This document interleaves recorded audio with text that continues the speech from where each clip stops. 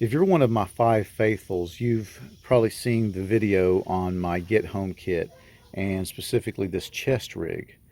And what I've been doing is updating the chest rig and the contents of it. Not the chest rig itself, just the contents of it.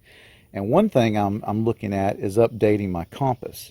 This is my current compass. It's just a straightforward, how do you say that, Nor? Nor. But it does what it needs to do. It's lightweight, a lot lighter than the Lensatic. And here's a new compass that I've picked up, and it's a Brunton True Arc 20. And I got it because it's a Lensatic, but it's very, very light, and it actually is luminous at night. So I thought that would be a step up. I'm still playing around with it, and I haven't committed to saying that it is the compass I'm going to use for my Get Home. But more on that some other time. This video is about the small changes. Well, they're not small. They're important changes. But changes I've made to my E&E kit. And again, if you're one of my five faithful, you know that I have this little E&E kit inside of my chest rig. And you also know that I believe very much in the tier system. So tier 1 would be what you carry on your person. Tier 2 is what stays on your body all the time. And tier 3 would be your pack. So this chest rig is my tier 2. My pack is my tier 3. This little EDC kit and my Leatherman and my knife, the things that I would have on my body, are my tier 1. And this little, did I call it EDC kit? E&E kit. I don't know why I keep calling it that. This little E&E kit is something you would throw in your pocket. I keep it inside of my tier 2.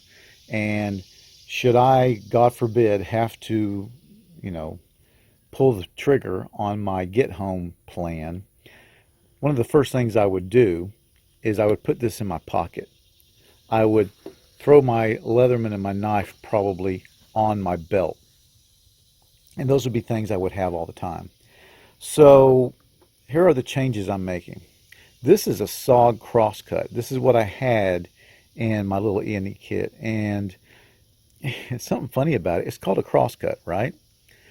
There's no saw in this. And I just noticed that. So why they called it a crosscut, I don't know. Now, it's not a bad little tool.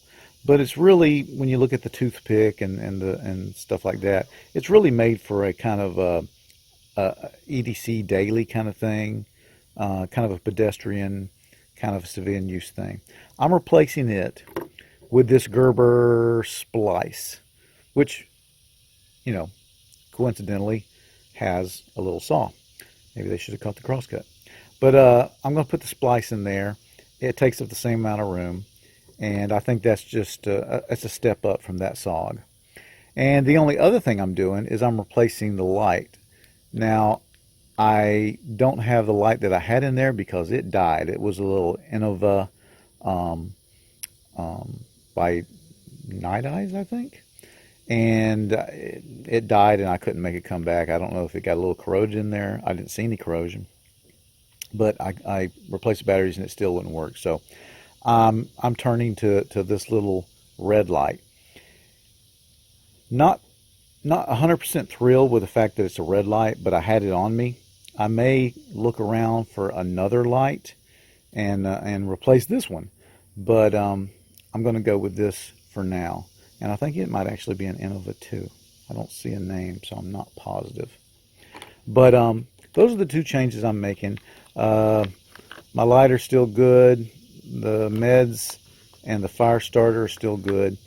And that is pretty much all of my E&E kit that I'm going to keep in here.